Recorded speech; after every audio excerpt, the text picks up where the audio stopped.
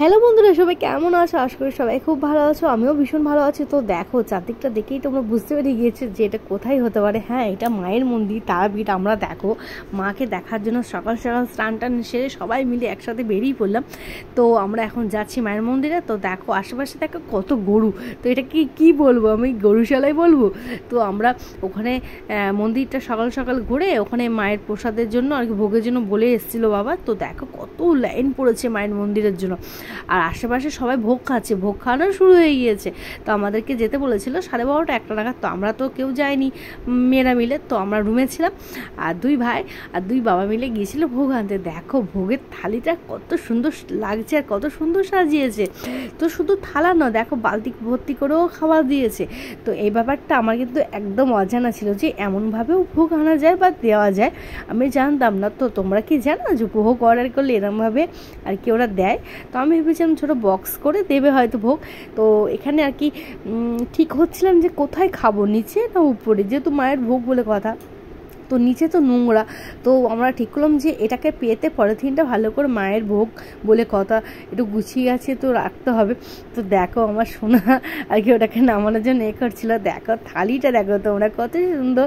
তো এটা হচ্ছে অদ্রিকের দাদু, অদ্রিকের উদ্দেশ্যে এই ভোগটা আর কি মায়ের কাছে নিবেদন করেছিল।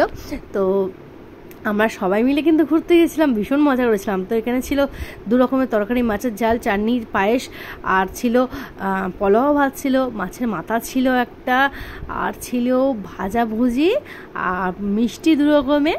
তো ভীষণ সুন্দর ভোগ, মায়ের ভোগ বলে কথা, ভীষণ সুস্বাদু ছিল।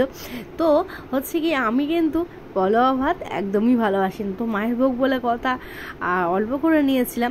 তো এখানে দেখো টয় আর কি আমাদেরকে সবাই দেওয়া থাক করছে, যেহেতু আমরা সবাই বিছানায় বসেছিলাম।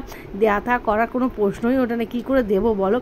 আর তার উপর ছোট জায়গা। তো আমরা 2টো রুম নিয়েছিলাম। পাশের রুমে ছিল আমার বর আর 2 ভাই, আর এই রুমে আমাদের ডবল বেড ছিল। ওই জন্য 2 বাবা মার সাথে আমি আমার ছেলে ছিলাম। তো ভীষণ মজা করেছিলাম। সত্যি বলতে ফ্যামিলি মিলে সবাই ঘুরতে গেলে কিন্তু ভীষণ মজা হয়। তার উপর যদি ফ্যামিলির সাথে ফ্যামিলির ভালো বন্ডিং থাকে, ভালো মানে কোঅর্ডিনেশন থাকে না, ভীষণ সুন্দর মানে ঘোরাটা হয়। আর মিশ থাকলে ভালো তো থাকেই সম্পর্ক না। তো সত্যি আমি খুব লাকি যে এমন একটা শ্বশুর শাশুড়ি পেয়েছি, এমন বাবা মা পেয়েছি, এমন একটা দেওর পেয়েছি, ভাইও পেয়েছি সাথে সাথে। বরটা তো ভীষণ ভালো। তো আমার ছেলে কি কম খারাপ? তো দেখো সবাই হাই করছে এখানে। তো আমার ভাইকে বলছিলাম যে দেখ সবাই ভিডিও তো আমি তো করে দিলাম, তুই একটু আমার ভিডিওটা করে দে, আমি খাচ্ছি। তো এমন টাইমে ওকে ফোনটা দিয়েছিলাম, সেই সময় আমি খাচ্ছিলাম আর ঠিকঠাকভাবে বসতে গিয়ে আমি পড়েই যাচ্ছিলাম।